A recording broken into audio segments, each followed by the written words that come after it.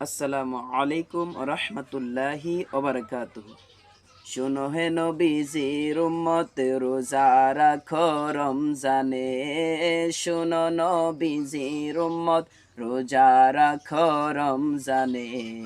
পবিত্রতা রক্ষা করো দরজা খোলা জান্নাতের। পবিত্রতা রক্ষা করো দরজা খোলা জান্নাতের। জান্নাতেরই দরজা খানি